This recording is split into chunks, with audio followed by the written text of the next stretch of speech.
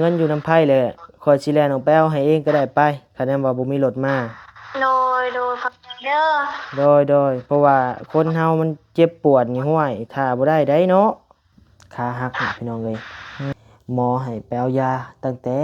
เว้นผู้พี่น้องเอ้ยตั้งแต่2 โมงเนาะบ่นิวมาเนาะป่านนี้ยังบ่ได้ยาอยู่พี่น้องเอ้ยรอท่าเงินถ้าบ่มีเงินก็บ่ได้ยาพี่กับเจ้าน่ะลองย่างไปหาแล้วเบิ่งเทื่อเราออกมาส่งอยู่แคมทางหั่นนะบ่เจ้าออกมาส่งอยู่แคมป์ทางโลดเสียเวลาจักเล็กจักหน่อยนะมือนี่คบกูก็อีกงถ้าเงินนี่ต้องใช้แล้วเชียร์แล้วมันได้กูได้รับผิดชอบ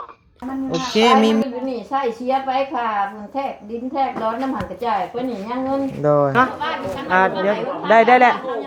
ถือว่าอันนี้หมดจะมอบเป็นจำนวนเงินเป็นจำนวน4 ล้าน3 แสน4 แสนนี่เรือใส่หันใส่นี่ชุกก็ไม่ได้ไปใส่โดยโดย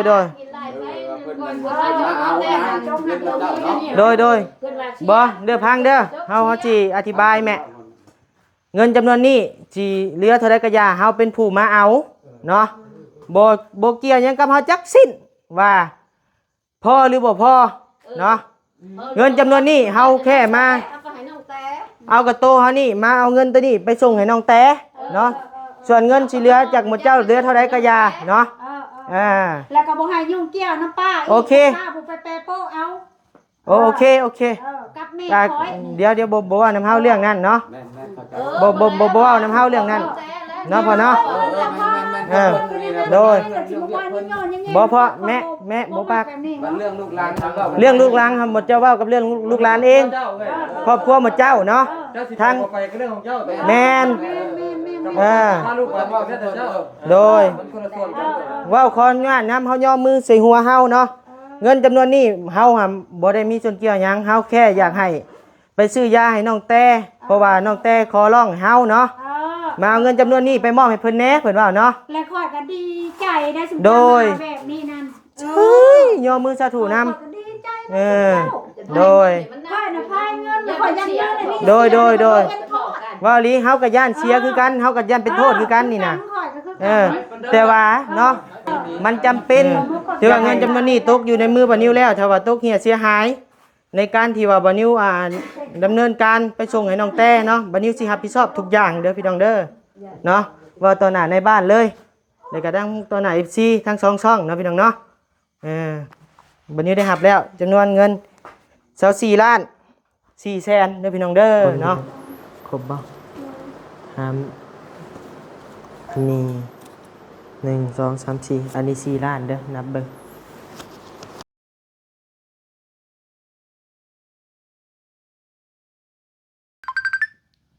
พี่น้องเอ้ยเนาะทางสาวเต้ฮัลโหล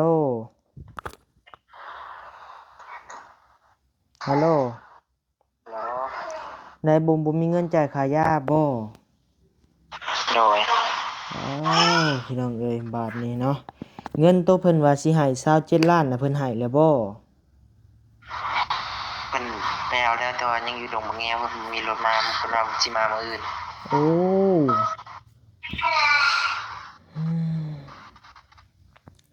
ทางยายบ่จับไว้น่ะ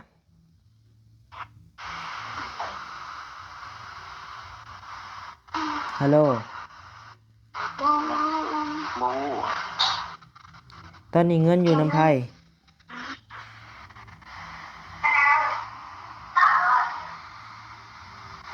ฮัลโหลใช่ฮัลโหลตอนนี้เงินอยู่น้ำไผ่ตอนนี้เงินอยู่น้ำไผ่น้องกับผู้คือกันเองอ้าวไผ่เป็นผู้บอกฉันน้องถามเพิ่นนี่ว่ามื้ออื่นเพิ่นจังสิได้มาอ้าวมื้ออื่นสิได้มาจังได้น่ะเงินคือว่าได้ยินว่าท่านหมอเพิ่นให้ไปเอายาอยู่แม่นให้ไปเอายาอยู่แต่บ่มีเงินนี่แหละบ่ได้ไปเอาเก็บราคาแล้วเพิ่นเก็บนี่แหละทางยายคือเฮ็ดแนวนี้ซั่นน่ะคือบ่เมารถเมาล่างมา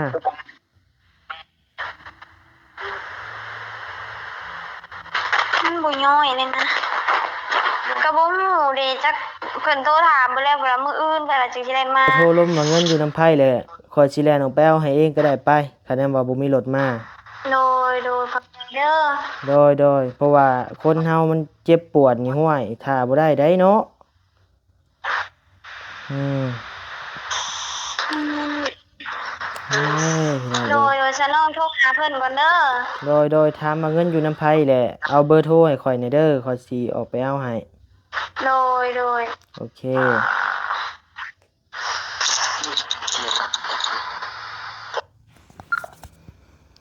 โอ้ยพี่น้องเอ้ยมีเรื่องราวอีกแล้วพี่น้องเอ้ยเนาะทางสาวแต่เพิ่นพี่น้องเอ้ยทักมาหาบ่าวนิวเนาะพี่น้องเนาะว่าให้เอ้ยมาลิ้นน้ำเฮาแน่ว่าซั่นเนาะบ่มีไผเลยว่าซั่นทางพี่น้องทางสายเลือดกะเมื่อมาแล้วพี่น้องเอ้ยว่าง่ายบ่มีคนอยากเลี้ยวแลนะพี่น้องเอ้ยเนาะคือบ่นิวมันเว้าในคลิปในเห็นบ่นิวลงในช่องบ่นิว Channel เลยนะพี่น้องเนาะก็คือบ่นิวได้เว้ากันกับบ่ยาวหั่นแหละเนาะคือแต่แบบบ่แม่นว่าบ่นิวเว้าใส่เด้อพี่น้องเด้อทางครอบครัวน้องแต่หรือว่าญาติพี่น้องเพิ่นก็คือว่าบ่อยากเลี้ยวแลแล้วตอนนี้เนาะคือว่าเฮ็ดเฉยคือแบบบ่มีหยังเกิดขึ้นแบบนี้เลยหั่นนะพี่น้องเอ้ยคือแบบว่าเอ้ยเนาะคือแบบบ่คือแบบว่าคนบ่ได้เจ็บบ่ได้ปวดนี่นะพี่น้องเอ้ยแต่ว่าทางสาวแต่นี่ก็ขาหักนะพี่น้องเอ้ยหมอให้ไปเอายาตั้งแต่เว้นๆผู้พี่น้องเอ้ยตั้งแต่ 2 โมงเนาะบ่นิวมาเนาะป่านนี้ยังบ่ได้ยาอยู่พี่น้องเอ้ยรอท่าเงินถ้าบ่มีเงินก็บ่ได้ยาเนาะพี่น้องเนาะแต่ว่าผู้ไปเอาเงินน่ะได้แล้วจากกับผู้กรณีเนาะพี่น้องเนาะได้เรียบร้อยแล้วแต่ว่าว่าบ่มีรถมาพี่น้องเอ้ยบ่มีรถมาโรงหมอเนาะป้าเนาะพี่น้องเนาะคนเจ็บเลยก็นอนท่าอยู่ตอนนี้ยาบ่มีใส่ตั้งแต่พุ่นแหละพี่น้องเอ้ยแต่คืนนี้พุ่นแหละยาบ่มีใส่หมอเขียนใบยาให้ไปหับยานี่ต้องได้จ่ายเงินเลยนะพี่น้องเนาะเพิ่นบ่ให้ติดเพราะว่ามันเป็นโรงพยาบาลรัฐโรงพยาบาลหลวงเนาะบ่คือเอกชนป้าเฮ็ดได้จังได๋เนาะพี่น้องเนาะบ่นิวมาส่งตอนบ่นิวมาส่งบ่นิวก็เว้าอยู่ว่ามาสิมาส่งให้หมดจะไปเคลียร์กันว่าซั่นแล้วเกี่ยวไปเอาเงินมาแล้วก็เกี่ยวมาเอายามารักษาน้องเพิ่นเพราะว่าโอ้พี่น้องเอ้ยค่าฮักพี่น้องก็อาจจะฮู้อยู่ว่ามันหนักหนาสาหัสส่ำใดนะพี่น้องเนาะถ้าว่าผ่าตัดบ่ทันเลือดคั่งเลือดตายสิ้นเนื้อตายที่ว่ามันหักมาโอ้ยพี่น้องเอ้ยสิ้นเนื้อในกระดูกเฮานี่แหละพี่น้องเอ้ยที่ว่ามันเสียเลือดคั่งเลือดเน่าอยู่ได้ตัดขาลีได้พี่น้องเอ้ยเนาะก็หลายคนแล้วที่เพิ่นบ่มีเงินบ่มีคำก็คือแต่ว่าปล่อยปละละเลยแบบนี้แหละพี่น้องเอ้ยคือแต่ว่าบ่นิวคิดอย่างหนึงกันเนาะพี่น้องเนาะญาติพี่น้องเขาก็คือว่าบ่ได้อยากเดือดร้อนอีหยังนะพี่น้องเอ้ยบ่อยากจวดบ่อยากจาดนั่นนี่คือบ่ได้กระตือรือร้นนะพี่น้องเอ้ยบ่นิวก็ขอโทษขออภัยนำเด้อเนาะที่บ่นิวเว้าแบบนี้ออกมาเป็นความคิดเห็นของบ่นิวเนาะพี่น้องเนาะกับเหตุการณ์ที่ซึ่งหน้าที่บ่นิวได้เห็นได้ฟังหมดเพิ่นเว้ากันนะพี่น้องเนาะแต่ว่านิวก็บ่ว่าหยังหลายดอกพี่น้องเอ้ยยันผิดเพิ่นเนาะก็ซ้ำบ้านดงมะแงวนี่แล่นไปนี่ประมาณ20กว่ากิโลเนาะพี่น้องเนาะหาคนในบ้านในเมืองบ่ได้บ่เนาะรถจักรจักคันจักใดพี่น้องเอ้ยตื่นมาเอาเงินให้หลานไปรักษาเนาะพี่น้องเนาะก็สิบ่ได้บ่เนาะแต่ว่าบ่นิวก็บ่ย่องตัวบ่นิวแล้วก็บ่ย่องทั้งทีมงานเนาะพี่น้องเนาะเว้าจะมีเลยซะเนาะพี่น้องเนาะขนาดบ่แม่นญาติพี่น้องบ่ได้ร่วมสายเลือดเดียวกันก็ยังว่ากระตือรือร้นเนาะพี่น้องเนาะรู้สึกสงสารอีต้นหั่นนะพี่น้องเอ้ยผู้หญิงตัวคนเดียวพ่อแม่ก็เสียพ่อก็คือพี่น้องฮู้เลยเนาะเพิ่นก็บ่อยากปานใดแล้วก็ป้าลุงก็แน่นี่แหละพี่น้องเอ้ยคือพี่น้องเห็นนี่แหละพากันเมื่อหมดแล้วจากโรงหมอเนาะเหลือแต่2ผัวเมียอยู่ในโรงหมอนั่นพี่น้องเอ้ยว้าวหลายพี่น้องเอ้ยเมื่อยนำบ่นิวก็ได้เนาะบ่อยากเปรียบเทียบเลยว่า ครอบครัวผู้อื่นเห็นลูกเจ็บเห็นหลานเจ็บก็คือว่าอยากเจ็บแทนพุอันนี้รถว่าบ่ได้อยากกระตือรือร้นหยังพี่น้องเอ้ยบ่แม่นบ่นิวเว้าเด้พี่น้องเอ้ยถ้าว่าทางบ่นิวเว้าผิดประการใดก็ขอโทษขออภัยนำเด้อเนาะบ่นิวแค่ออกคำคิดคำเห็นเว้าให้พี่น้องได้ฮู้ได้ฟังนำกันเนาะพี่น้องเนาะไปซั่นแหละพี่น้องเอ้ยเดี๋ยวถ้าว่าจังใดบ่นิวเองนี่แหละเนาะสิแล่นไปเอาเงินมารักษาให้น้องแต่เนาะพี่น้องเนาะพู้นแหละอยู่บ้านดงบางแงวพู้นแหละพี่น้องเอ้ยห่างจากบ้านบ่นิวไปก็ประมาณ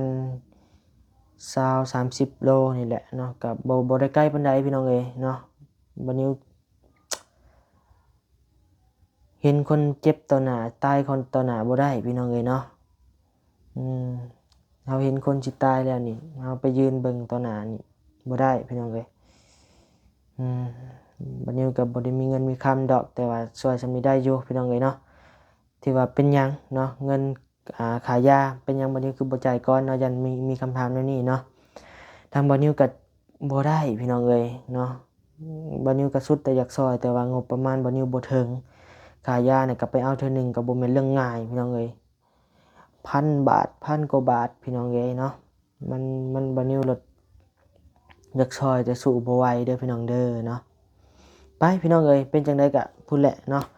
เดี๋ยวรอคำตอบจากน้องแต่ก่อนว่าเงินอยู่นำไผเดี๋ยวบัดนี้สิจวดไปเอาเองเนาะพี่น้องเนาะโดยกูจักบ่หันเวียนร้อยบ้านนั้น บ้านนานุเขียนบ่ บ้านนานุเขียนนั่นหันเวียนน้อยน่ะสิขึ้นหันน่ะ บ้านนี้ฮู้บ่นิ้ววางวัดนะบ่นี้ต้นหน้าวัดบ้านนานุเขียนนะ นาหนกเขียนยังบ่ฮอดบ่บ้านดงมะแงว แล้วคนบ้านใดเราอยู่อยู่ใช้เจ้าหรืออยู่บ้านไหน ขอยอยู่เซโนข่อยน่ะ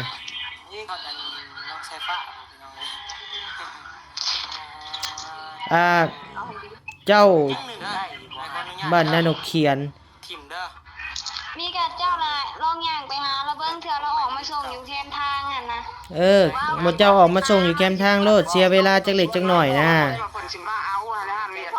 ไปกูหับน้ำบ่ว่านเช่นนะจากเขาแล้วกูสิไปมอบไม่ชูกับมันแล้วกูบ่ให้มันไปผู้เดียวดอก200,000 กว่าหรือว่า300,000ฆ่ากู300,000 กว่าคือจากอันก็ดีเขาคักแม่เลยได้อยู่เมืองไซบุรีผู้เอาน้องใส่ฝากจำมาลายปุ๊บแตกเปิ้ลลายมือนี่ครบกูก็อีกงคันเงินนี่ตกใช้แล้วเสียแล้วมันได้กูได้รับผิดชอบโอเคมีแต่เจ้ามามอบให้เฮาเดี๋ยวเฮาถ่ายคลิปจบเจือก็ได้บ่ยากดอกครับว่าเจ้าบ่มีรถมาก็ได้รถได้เอาแน่นั่นแหละมีแต่ว่าเจ้ามาลัดเอาในห้างเวียดน้อยบ้านนั้นนั่นเขียนเด้อห้านให้ค่อยเข้าไปฮอดบ้านในบ้านผู้บ่อันนี้บ่บ้านนานุเขียนหั่นนะบ้านข้างบ้านกอไผ่ลงมาหั่นนะไกลดงมะแงวขึ้นไปบ่หรือว่ายังบ่ฮอดบ่ยังบ่ฮอดดงมะแงวอีโพก็สิออกบ่โพก็แม่นโพออกก็ถือโทรศัพท์ไปนำให้เพิ่นโทรทางกลุ่มนี่แหละโทรใส่มึงได้มึงติดต่อใส่เพิ่นเด้อโอเคบ่โทรกลุ่มตัวนี้แหละโพโอเคเอากูลงหาอีกงก่อนเด้อ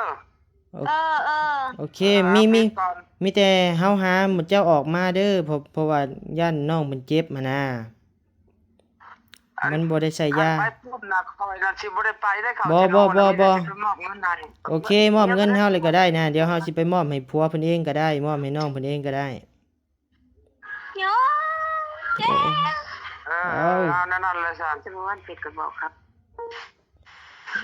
เป็นไดแต่เจ็บบ่มันปวดนี่หักยากระซักแต่มันยังปวดอยู่อันบินยาแต่เว้นผู้ยังบ่ได้ไปเอายาบ่ได้ไปเอาเลยแต่เว้นผู้แหละถ่าเงินโอเคเดี๋ยวจังหน่อยค่อยออกไปเอาเด้อออกไปกับไอ้เหย้าแหละโดยหักถ้าเพิ่นโทรมาก่อนจังไปบ่ยันจังได๋เลยป้ากะโอ้ก็สิออกมาอยู่ติบ่ลูกหลานเป็นแนวนี้พอแห้งล่ะ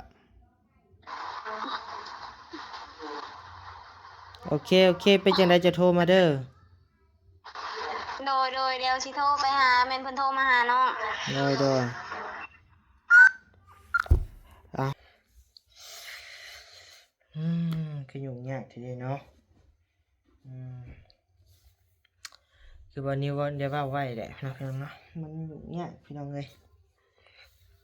พูดแหละไปพังนำกันพูดแหละเนาะพี่น้องเนาะเพิ่นว่าเบิ่งก้อนว่าสั่นถามป้าเพิ่นก่อนว่าสิออกมาบ่สิออกเอาเงินมาให้อยู่บ่หั่นนะเอาซั่นแหละไปพังกันอยู่พุติดตามเบิ่งนำกันนะพี่น้องเนาะทางบ่าวนิวนี่ก็อุ้มๆอยู่ในใจเนาะเป็นห่วงย่านมันเน่าแล้วย่านได้ตัดขาแล้วนี่แล้วมันสิเสียอนาคตหมดพี่น้องเอ้ยใจบ่าวนิวนี่อุ้มๆอยู่ตอนนี้อยากไปแหละตอนนี้ทางบ่าวนิวนี่เฮ็ดไปบ่ได้หยังนำเด้อพี่น้องเอ้ยเนาะบ่ได้มีผลประโยชน์หยังนำครอบครัวน้องแต่จักดิพี่น้องเอ้ยแต่ก็ว่าอยากช่วยแหละพี่น้องเอ้ยเฮาเดินทางสายนี้เลยก็เว้าบ่ได้พี่น้องเว้าบอกซะพี่น้องเอ้ยพูดแหละรอเบิ่งรอชมนำกันเนาะป่ะพี่น้องเอ้ยฮอดแล้วเนาะฮอดเฮือนในบ้านแล้วพี่น้องเอ้ยจ้ะสวัสดีเด้อหมดทุกผู้ทุกคนในบ้านโหคักแท้นี่นอนเลยเนาะเฮาก็นอนคือกันเฮาก็รับแล้วให้ห้องท้องแตกโทรหาเฮามาเตรียมไว้มาก่อนใครแจ้งพัดบนอันนี้พร้อมเครื่องเนาะยากในบ้านเพิ่นเนาะดึกดื่นเที่ยงคืนเอามาตรงนั้นน่ะมีเรื่องตัวเองบ่ได้เรารวมหมดจักล้านแม่อันน่ะปลายมันอยู่นะ ไปมันก็อยู่นี่ใช่เชียร์ไปค่ะเพิ่นแทกดินแทกร้อนน้ำหันกระจายเพิ่นนี่ยังเงินโดยเบิ่งนับเมียนเดี๋ยวนี้ก็หมอนเนี่ยเนาะหมอนน่ะเงินนั่นตัวเอามาโหลดไปคืนนี้ก็ออกใช้เขาแล้วร้านหาน่ะ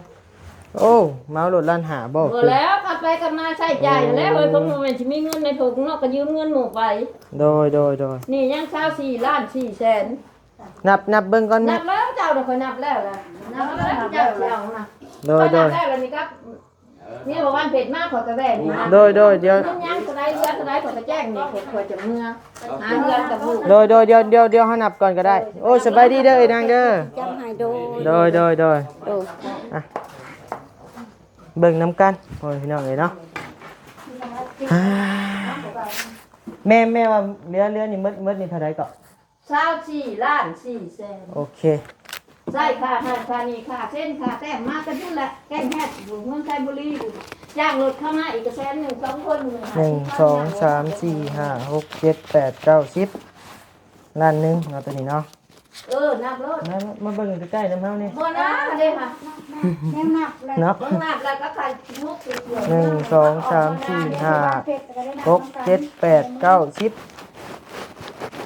2ล้านเลย1 2 3 4 5 6 7 8 9 10 3ล้าน1 2 3 4 5 6 7 8 9 10 4ล้าน1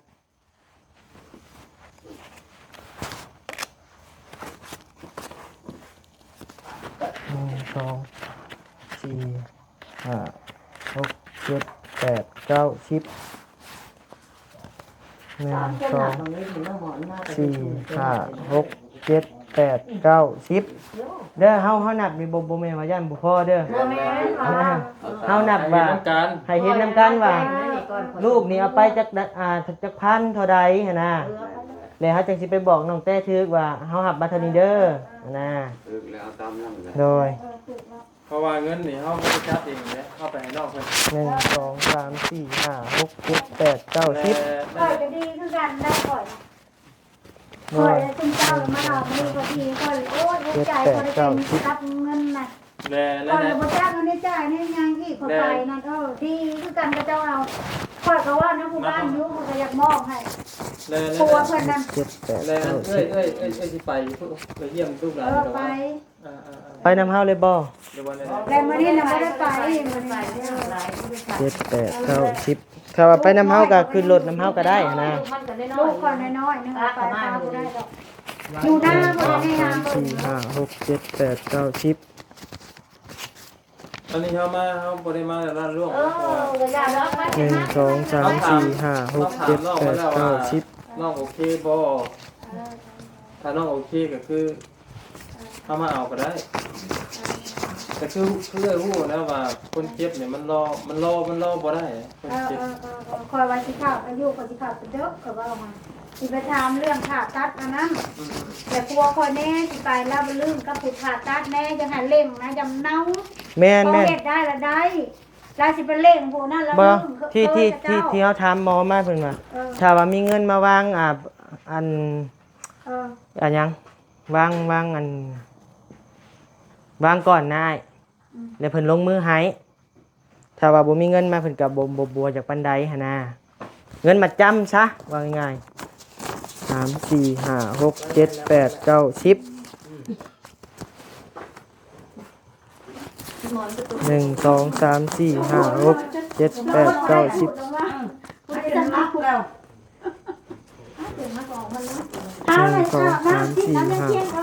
8 9 10 สิเตรียมสินอนและพักผ่อนมื้ออื่นถ้าสิไปตะเดกได้สิบอกลูกว่า เฮาก็แฮงรับเลยเฮาน่ะ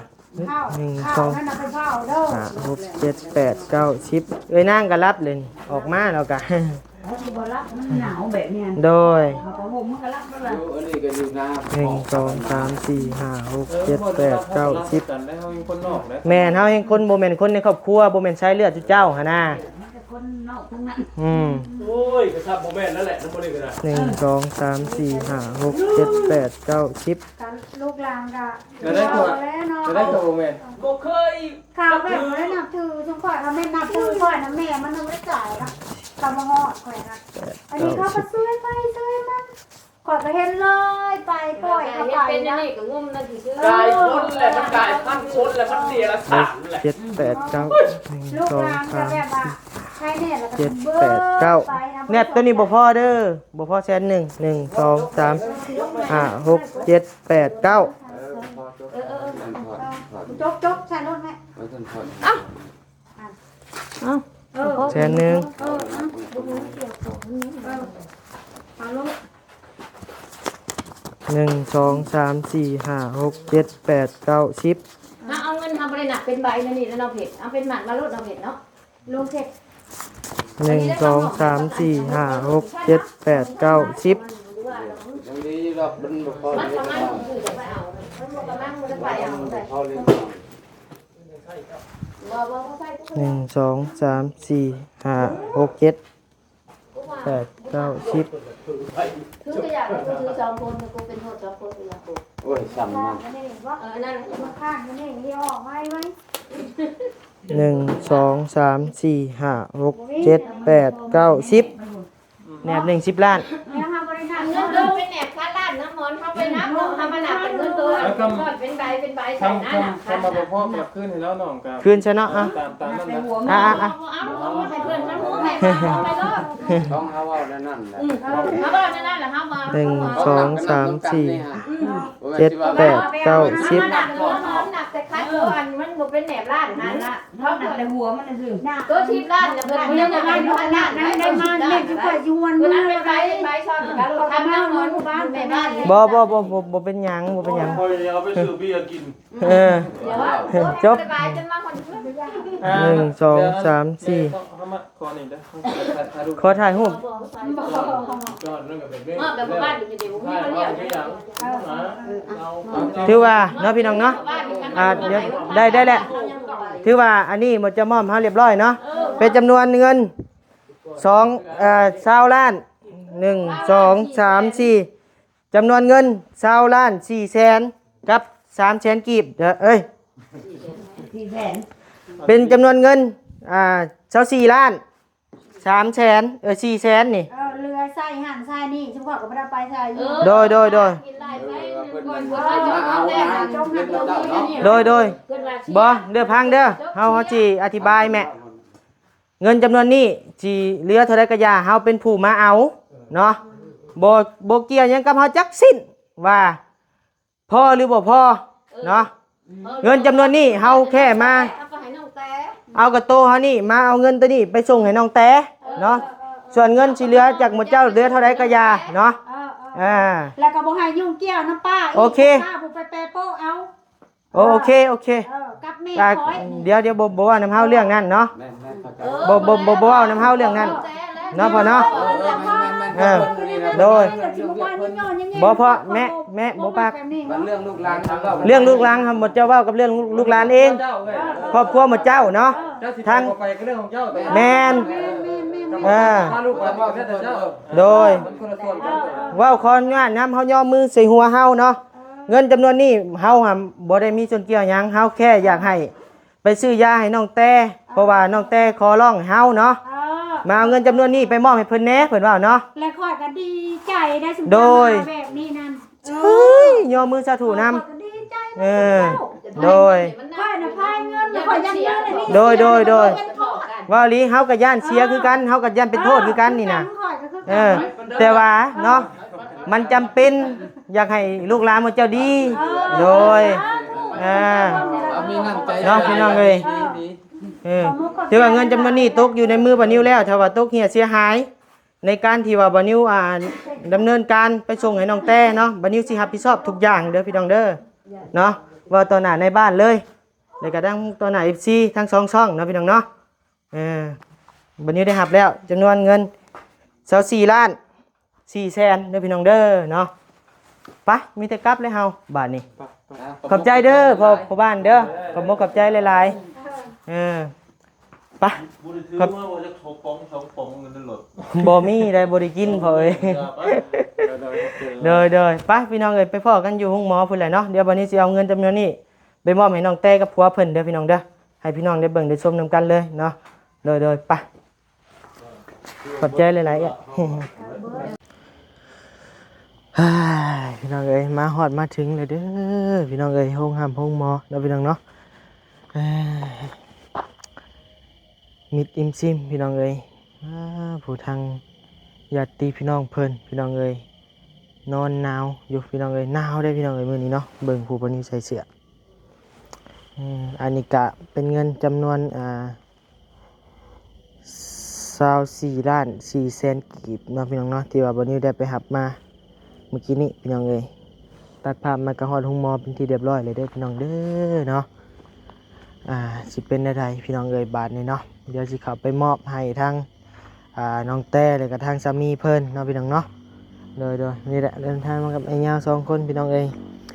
เมื่อกี้นี่ก็อยู่ในเฮือนในซ่านเพิ่นก็ค่อนข้างเสียงอยากดังนิดหน่อยนึงนะพี่น้องเนาะวันนี้ก็บ่เข้าใจเป็นหยังเพิ่นคือขึ้นเสียงใส่บ่นิ้วนั่นเนาะบ่เพิ่นนอนอยู่คราวนี้ก็ได้บ่เป็นหยัง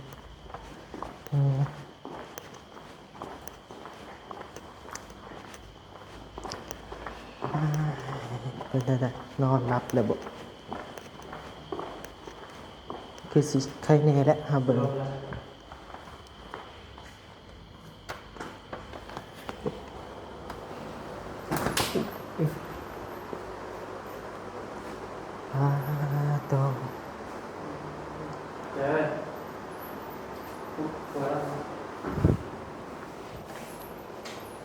ตื่น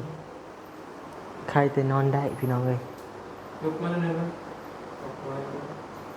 ใส่บ่ฮู้เมื่อเฮามาจังจังน่ะเป็นไงล่ะสู้ส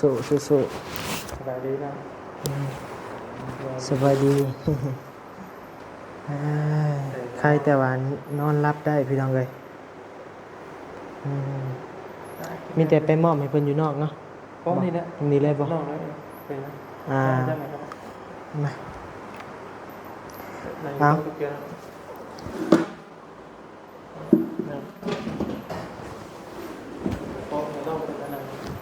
ไปจะมานั่งดิไปเดี๋ยวเขาสินั่งนำเด้อ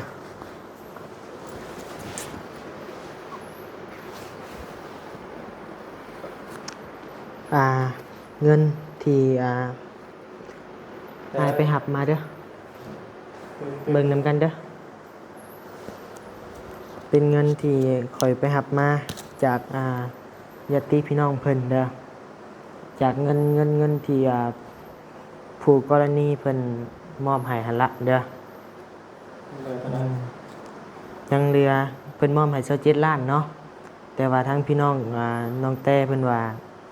เสียค่าใช้จ่ายนั่นนี่แน่ก็บ่ฮู้ว่าอีหยังมันจะรวมกันเองเด้อแต่ว่าเงินมานำอันนี้แนบละ10ล้านนับเบิ่ง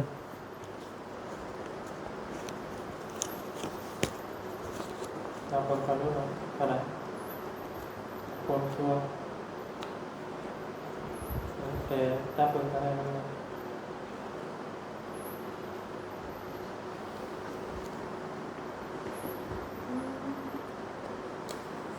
เท่าใดแนบละ10บ่แนบละ10บ่โอเค2แนบเท่าใดโอเคให้ทั้งแต่เบิ่งได้บ่นับเบิ่งทางบรรยากาศบ่ว่าดังบันไดเนาะยันรบกวนทางเพิ่นนอนหลายคู่หลายคนพี่น้องครบบ่หามอันนี้1 2 3 4อันนี้4ล้านเด้อนับเบิ่ง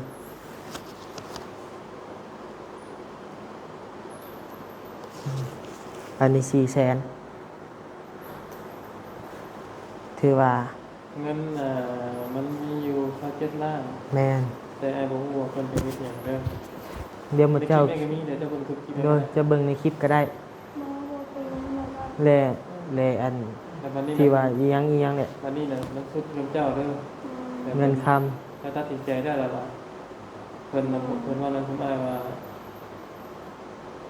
เพิ่นสิมาบ่มาก็แล้วแต่เพิ่นเนาะ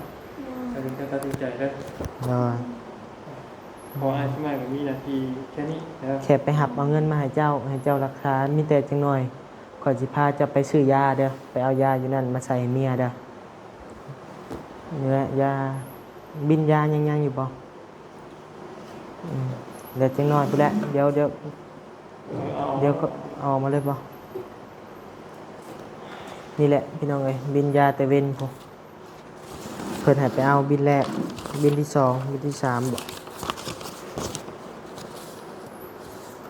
โอ้อันเดียวกันบินเดียว มีกระเป๋าหรือว่าใช้เงินใช้นี่ บ่มีกระเป๋า เก็บไว้ให้ดีให้น้องไว้ ยามมันเสียได้ เก็บไว้ในครัวตัวให้ดีเด้อรักษาให้ดีได้บ่ได้อื่นเลย เอาเมียนก่อนเดี๋ยวพุ่นแรกจังสิพาไปเดี๋ยว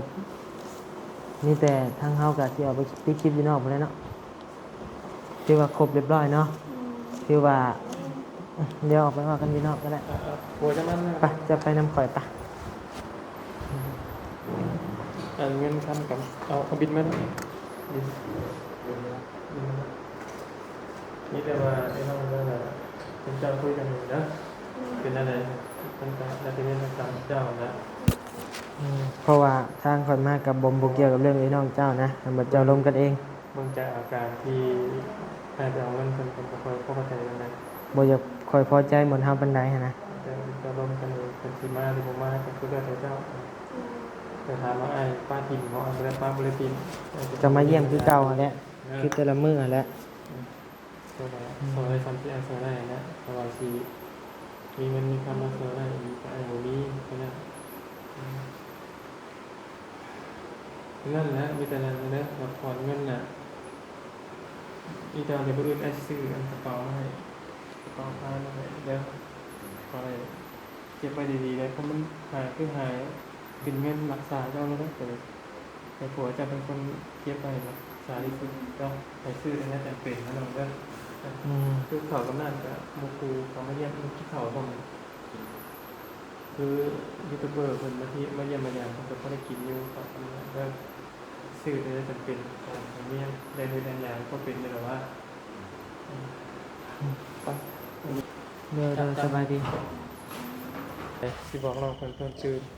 เงินเรื่องคำไว้ดีๆเด้อ เด้อ ทำบ้านในกระเป๋ามีบันทึกกระเป๋าให้ใช้ก็ได้เพราะมันก็หมายถึงค่ารักษาของ เมียเจ้า เมียเจ้า ฮะ ก็นั่นแหละไอ้เฮ็ดเต็มที่แล้วเนาะน้อง สุดแล้ว เต็มที่แล้วชาวบ้าน ทางถึกทางครอบครัวเพิ่นบ่พอมุกพอใจแล้วก็นั่นนี่ก็หลายอย่างอยู่ อันแผนกยานี่เพิ่นอยู่ตลอดแล้วเนาะ แม่น24ชั่วโมง มีแต่ว่าน้อง ไปเอามาเมียนแล้วก็เบิ่งบอกหมอเพิ่นว่ายามาเลยเด้อแล้วก็เพิ่นมาใส่ให้ดอก คือมีแต่ว่าให้น้องนิ้วไปยืนพาน้องเพิ่นไปยืนก่อนรอบแรก โดยเดี๋ยวสิสอนพาไปนี่แหละใกล้ๆเด้อมีแต่นี่เด้อทาง ใจปะ พ่อแม่พี่น้องเพิ่นเนาะเพิ่นบอกว่าทางบ่นิวนี่รับเงินมาแล้วก็ให้บ่นิวรับผิดชอบ แต่ว่าบัดนี้ก็หลุดพ้นจากมือบ่นิวแล้วเด้อพี่น้องเด้อเนาะ เจ้ารับผิดชอบเองบัด มีแต่เจ้ารับผิดชอบเอาเองเด้อเงินเด้อเงินคำที่ว่าคอยมอบให้เด้อเพราะว่าเรียบร้อยแล้วแหละนะพี่น้องเนาะบัดนี้ก็มามอบให้ถึงมือทั้งผัวเพิ่นแล้วก็ทั้งน้องแต่นำแล้วนะพี่น้องเนาะถือว่าจบภารกิจโดยดีนะพี่น้องเนาะแต่ว่าถึกทางเขาบ่อยากพอใจปานใดก็บ่เป็นหยังพี่น้องเอ้ยก็เฮาเฮ็ดดีที่สุดแหละพี่น้องเอ้ย ถึงมือน้องเพิ่นแล้วก็โอเคแล้วภารกิจทำมีแค่นี้ โดยเอาเนาะ แต่ว่าทั้งน้องนิ้วไปพาน้องเพิ่นไปเรียนยาแล้วเรื่อง โดยบ่มีแต่เฮาสิจบเลยแล้วเฮาสิพาไปมันจะสบายเอาเนาะพี่น้องเอ้ยทางบ่นิวก็ให้มาจบเองก็ได้ โอเคเอ้าน้องก็สบายดีป่ะ โดยสบายดีสู้ๆเด้อ ถ่ายก่อนเด้อถ่ายโดยเอาเนาะทางบรรณิวกะสิได้ลำลาพาจากพ่อแม่พี่น้องเพียงสำนีเด้อพี่น้องเด้อเนาะอยู่ดีไม่แห้งความเจ็บบ่ได้ความไข้บ่มีบรรณิวเฮ็ดสุดฝีมือแล้วเด้อพี่น้องเด้อเนาะเรื่องนี้กะเอาให้ภาพบรรยายเอาเนาะพี่น้องเนาะบรรณิวกะสิได้พาเพิ่นไปยืนหวานยิ้มย่าแล้วก็สิได้กลับแหละพี่น้องเอ้ยเนาะอยู่ดีไม่แห้งความเจ็บบ่ได้ความไข้บ่มีปรารถนาสิ่งใดขอให้ได้สิ่งนั้นสมความมุ่งมั่นปรารถนาอย่าเจ็บอย่าจนลำรวยๆเด้อพี่น้องเด้อบ๊ายบายสบายดีเด้อโดย